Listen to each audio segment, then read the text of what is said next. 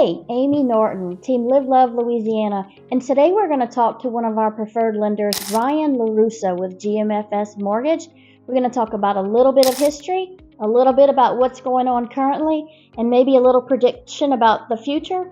And he's going to talk about some key points other than kind of what you're already focused on when you're going to get a home loan. How much money do I need to put down? What's my monthly note going to be? There's some other really important things that we should factor in our decision making, and Ryan brings up a lot of those great points. So stick around, we're going to talk to him and have some great conversation about some mortgage information that I believe to be very, very valuable. So stay tuned and enjoy what we have to say.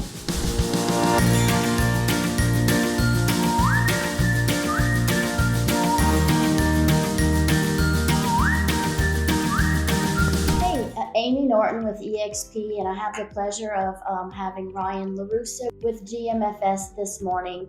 Welcome, Ryan. Thank you so much. Appreciate the time. So we have a few questions, and we're going to talk about, first question is, in 2008, the real estate industry market experienced a downfall, a bust. So we're going to have Ryan talk to us about how that compares to what's going on today in our market. Yeah, love to. So again, for you guys that don't know Ryan Larussa, GMFS Mortgage. I've been doing this for 22 years. So not that I know everything, but I've seen a lot of different things. 2008 was a very trying time for a lot of us. 2016 was a very tough time with the flood. But a lot of questions right now about, Ryan, am I buying at the right time? 2023, we heard about 2008. We feel like there's a lot of similarities, but let me just kind of debunk a few myths about the difference, okay? Because I lived through it.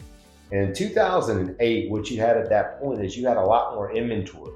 So in 2008, you had about 7.5 million pieces of inventory out there versus now you might be around half of that, right? And the big thing that we saw was the delinquency rate. The delinquency rate on mortgages back then was over 10%.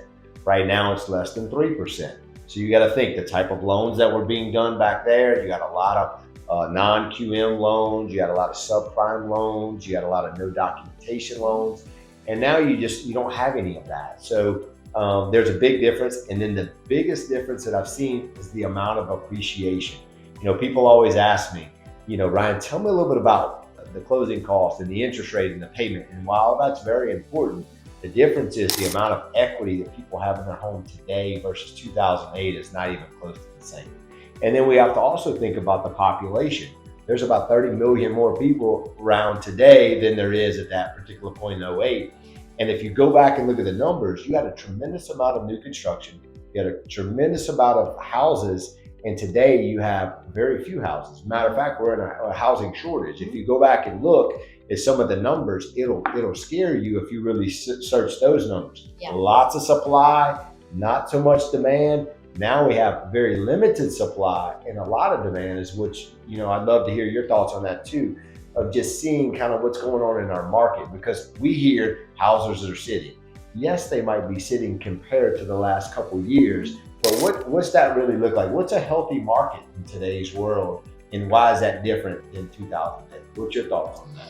So, yes, houses are sitting a little bit, but we got so spoiled for about 2 or 3 years. Yep. Listing a house, getting 5 or 6 showings a day for the first 3 or 4 days, and getting at least an offer or 2 or 3 to be able to present to a seller. Right. So now, today, which, if you're watching this video 3 years down the road, we're at the end of the last quarter of 23. And it's more of a normal market as far as showings are concerned. However, our inventory is very low right now.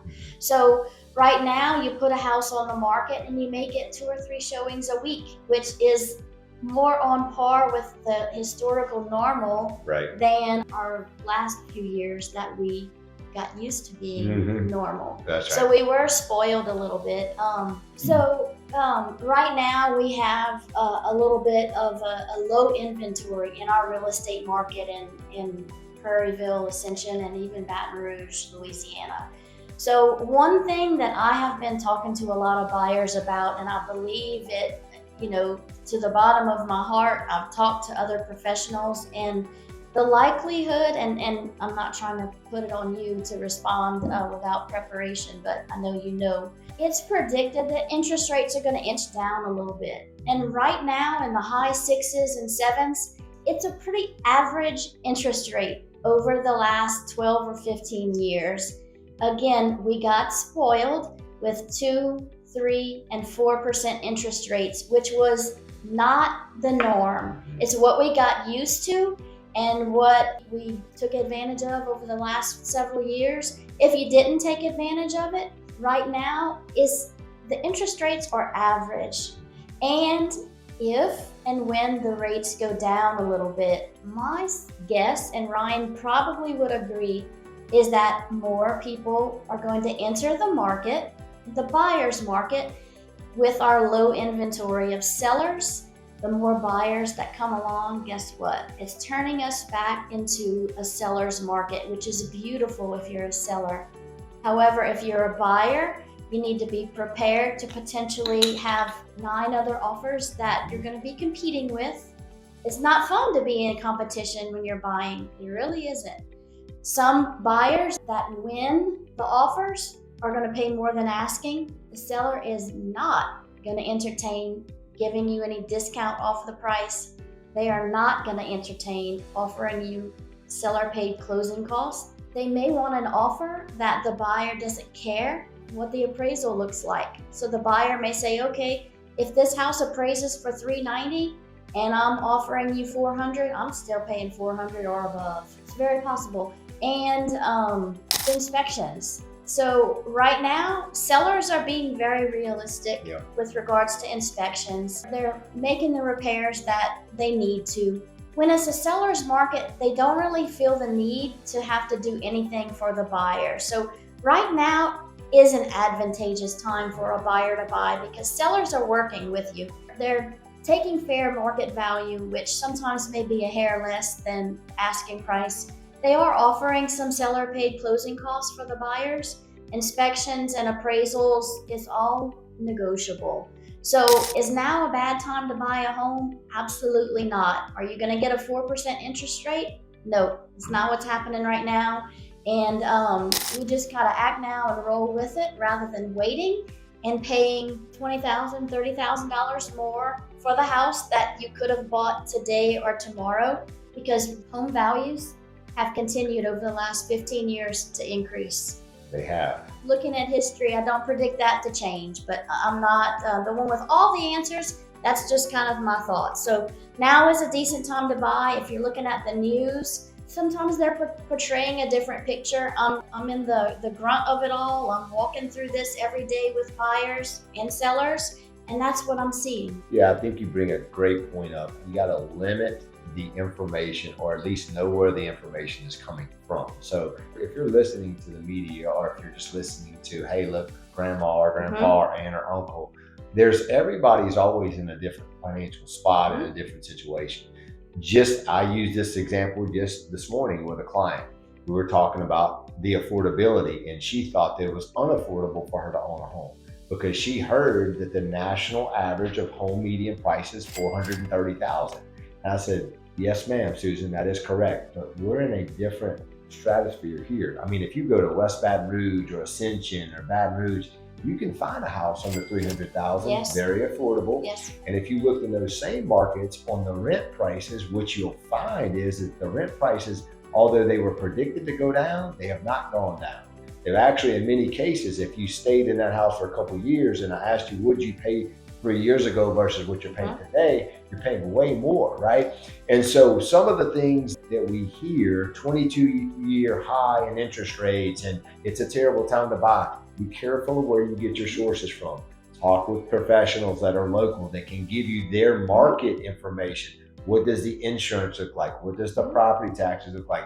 Are there opportunity, down payment assistance? Could I go maybe Ascension, Ryan, and do rural development? Could I do a Louisiana Housing Corporation loan? There's so many different things out there for not only just your first-time home buyers, but for your buyers in general. So we really have to be captive on the thoughts that come into our mind and make sure that, hey, look, I'm not telling you that every single person should buy. I think when you sit down and you look at your budget and you look at what you're paying and you look at the area that you want to be in, I think there's a lot of things that we have to take into account, because it's easy just to generalize and say, okay, rates are high, it's not the time to buy. Because here, I could argue the point the other way. The last 3 years, what I saw was nobody got any negotiation on the price. Not very many people got closing cost assistance. And in a lot of cases, people were paying over asking price simply because there was limited inventory. Was that a bad decision? That I'm not going to sit here and debate that. I can just tell you the current market that we're in.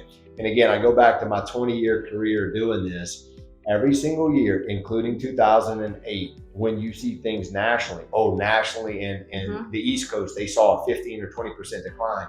Even in the crash of '08, we didn't see the major dips. Now, we don't see the major gains, but I'll take that all day long. I want that 3 to 5% a year appreciation so I can look up in 5 to 7 years and say, man, my account's up, my house is up. Values now, if I got a spike, maybe a couple years spike, that's great. But let's just look at the averages, and that's what we want to do, is sit down and kind of go through the numbers, and then let's evaluate. Yeah, it's the time to go and do this, or maybe it's not. I agree. I find, and I've been in the business since 2009, I find, and you can tell me if you agree, but joblessness and foreclosures and the like, it's kind of like we've kind of remained constant. And where they have in California seen high unemployment rates and high rates of foreclosure, I don't feel like our area has ridden those ups and downs, whereas it's remained a little constant, which is a very positive thing to report. Yeah, so I was working through some things this morning. I started thinking back, like, okay, different markets demand for different buyers, right? And right now, going back to what we just talked about, the first-time home buyer has a really, really big opportunity right now, okay? Again, the last 3 years, 4 years, they didn't, because a lot of your sellers were looking at it like, man, I've got tons of options here, tons of conventional loans. I really don't want to take an FHA loan or even a rural development. And God forbid, I'm not paying any closing costs at all, right? So a lot of my first-time home buyers right now, matter of fact, the last 60 to 90 days, about 35 to 40% of the buyers have been first-time home buyers, and they've been getting closing cost assistance, and they've been able to capitalize. So now is the time for that first-time home buyer to really have an opportunity to step in the market. Let's test it out. Let's go look at a few houses after you get pre-approved, and let's make sure that, hey, look, this is what I'm looking to do. Here's the payment that I want to be. Here's one thing, and you mentioned when rates go down, prices go up, and that's 100% accurate. Here's the other thing to remember. For every 1% rates go down, it's estimated that 4 to 6 million more buyers come into the market nationwide. Okay, so let's just say, Ryan, 5 million. Do I want to be in competition with more folks, which is going to drive prices up? Or do I want to say, hey, look, if today's rate, and I'm not telling you this, but let's just say today's rate 7%, rates go down to 6%, on a $270,000 loan, maybe we're talking about $180 a month payment, which again, I'm not saying that's not a lot of money, but at the end of the day, if that breaks our budget, then it's probably not time to buy. I would tell that person, look, let's sit down and wait. And again, it's all got to come together, but sitting down, looking at the numbers, working through, sending in your income to, hopefully it's me, but somebody that's going to look at your credit, your income, your price point, all the things, and then say, hey, yeah, you can afford that $275,000 house in Ascension Parish. Or no, we can't. Maybe we have to go to West Baton Rouge and say, try to find something in a little bit of a different location because of price point and availability. So those are the key things that we all have to do. Sit down, look at it, and figure out what's the best time.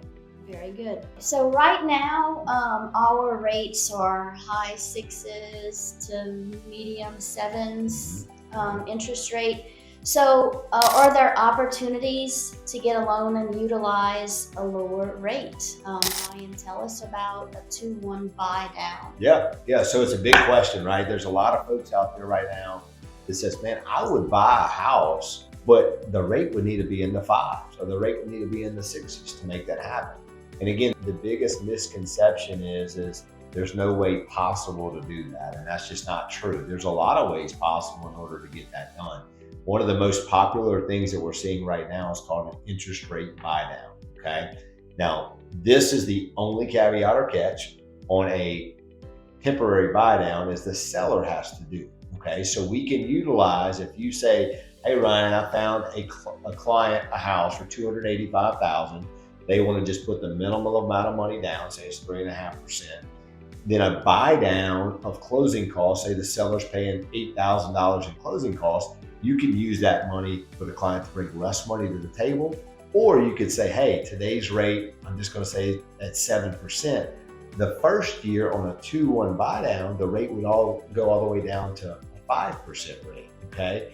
Then the next 12 months, it would go to 6%. Well, most people say, well, I don't want an adjustable rate. Well, great news. That's not an adjustable rate. It's a fixed rate. So we know exactly where your payment will be. Today, if it's at 7, the first 12 months, it's going to be at 5. Okay. The next 12 months, it's going to be at 6. And then the cool thing is, after that, it's going to be at 7 if you didn't refinance. And most people say, well, yeah, but I'm caught up for the next 2 years and I can't do anything. And what if rates come down? That's not true. You can refinance 6 months, a year, 2 years in. And here is the best thing of all of that. The amount of money, let's say that the 2-1 buy down cost you in this scenario about $6,000. Okay. Year 1, you've only used $3,000 of that 6, and you wanted to refinance. The other $3,000 is the client's money for the refinance. So they don't lose that money. So they are truly capitalizing on all of that money in order to get a lower payment. And you're talking about 2% difference in payment is about $350, or 2% difference in rate is about $350 a month in payment for the first 12 months. Then the next 12 months, you're still saving $180. So again, looking at what we can control. We cannot control where rates are. We can't control where inventory is. But if you see something that you like, there's an opportunity to get a lower rate and a lower payment. And then like you said, in a year from now, let's just say that the house went up only 3% in value. So now your house is worth almost $300,000. And I owe about $275,000. I got $25,000 worth of equity, and I'm able to refinance on a permanent rate at 6% or lower. Then I've won in a big way. And I didn't sit on the sidelines and think, man, is this the right time? Am I buying in the right market? People are always either upsize, downsize. So unfortunately, somebody dies, or unfortunately, somebody has to go through a divorce. So there's always people coming in and out of the market. This is just a short-term opportunity for us to use the funds in which the seller's willing to pay. The other thing that's a big deal, you can get an interest rate buy down of which the buyer could do. So technically, you could have the buyer to buy the interest rate down some, and then you could use the seller proceeds to buy the interest rate down as well, and you really win in a huge way there as well. So that's just a little bit about the 2-1 buy down. We'd love to talk to you about it. If you have anybody that's interested, have them give us a call. Okay, question, and it could be a stupid one. No, absolutely. So that client who is buying the house for $280, and they're going to participate in the 2-1 buy down, are they only able to utilize a conventional loan? Absolutely not. Any loan type? Yes, ma'am. So they can actually, you can use that on a rural development loan, which is, we'll talk about that in a little while. You can use that on an FHA loan. You can use that on a conventional loan. You can even use it on a VA loan. So there are so many different opportunities where you can utilize that product. And again, I just mentioned the 2-1 buy down. There's actually what they call a 1-1 buy down. So let's just say, hey, look, the seller didn't pay as much closing. Maybe they paid less closing. Well, then instead of 7, maybe we could buy it down to 6% for the next 2 years. So there's so many different caveats of that. That's just one of the many options that are out there, and it's not specific to loan type. You brought up a great point there. So you could utilize that on any loan, and a lot of people don't understand it because a lot of people are just not educated enough on it. This product is not new. It's been out for many, many years. It's just relevant right now because of where rates, how they increased so quickly. Understood. Yeah. Okay, Ryan, I have a very good buyer out there, and they have a good job, because you have to have a job. Yeah. You have to have some income. Yes. They take care of their bills. Their credit's pretty decent. They just don't have a big chunk of reserve money to put down on closing day. So what are their options? Yeah, that's a great point. I've got one right now. It's a rural development loan. Okay. And most people, when they hear the word rural development, they think that's only for in the country loans. And that's just not true. So the first thing we want to do once we get through the pre-approval is give me the address. Let's run it and see if that property is approved for rural development. Okay. Rural development is an awesome option where you can do 100% financing. I've had some folks where the home actually appraised for higher. We could use that to bridge the gap on any money that could be out of pocket. But I've had some folks that actually got their appraisal money back at closing. So literally they came to the table and bought a house with zero money out of pocket. So that is a fantastic option. It is a 30-year fixed loan where you can utilize 100% financing.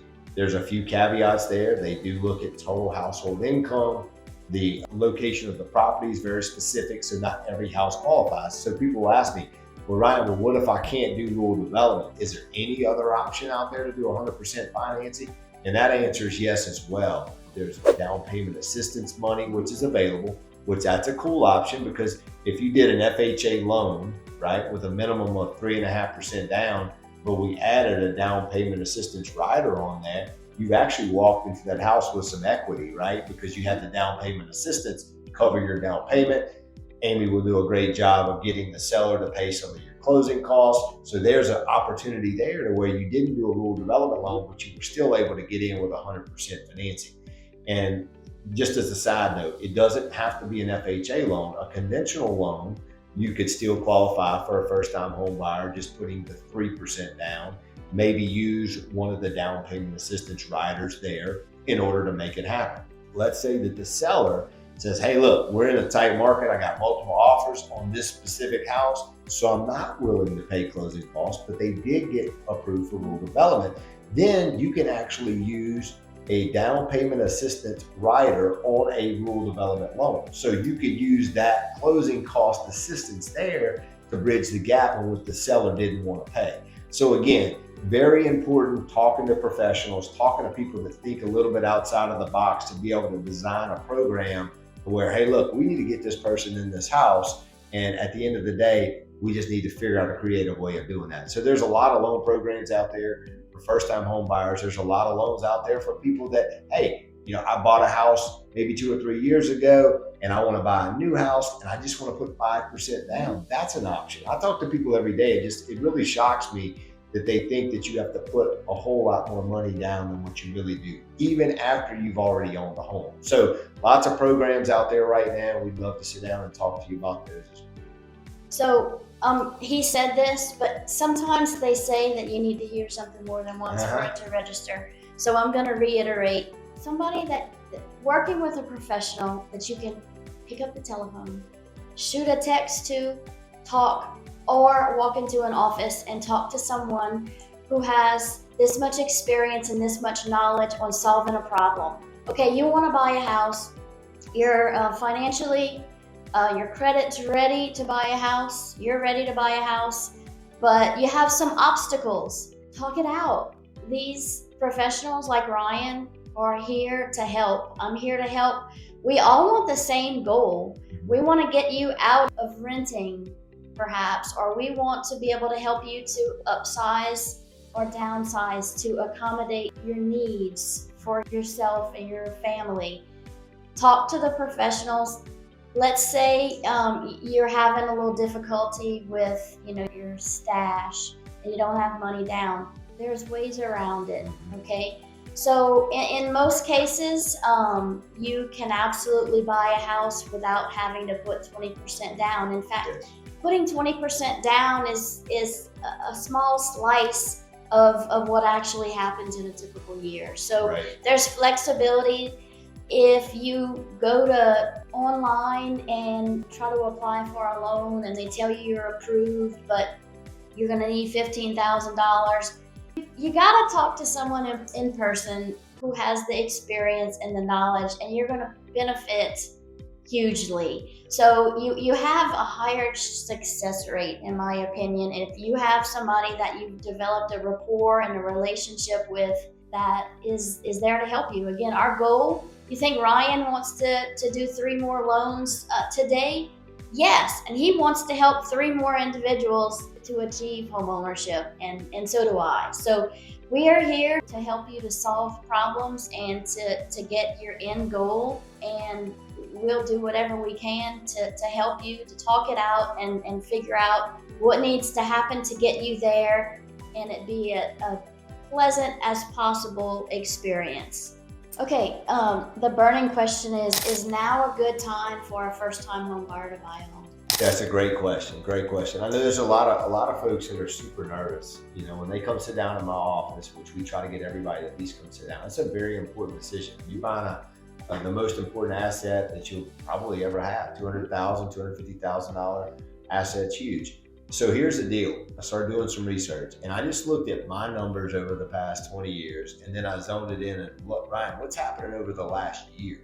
And one thing that was a glowing difference is that 30 to 35% of our business is first-time home buyers. Okay? This year, that's right. And if I went back and looked at the last 3 years, it wasn't even close to that because of the factors that we were dealt with. So nationally, they were talking about right now, since 2010, this is the highest interest that we've ever had in first-time home buyer. If you go back to 2010, they were giving away a lot of tax credits for you to buy a house. And so that incentivized a lot of people to buy just based upon that. And there's a lot of reasons to buy a home. I'm not going to tell you one. You need to understand all the 4 or 5 benefits of home ownership. But taxes alone is not the only reason why you should buy.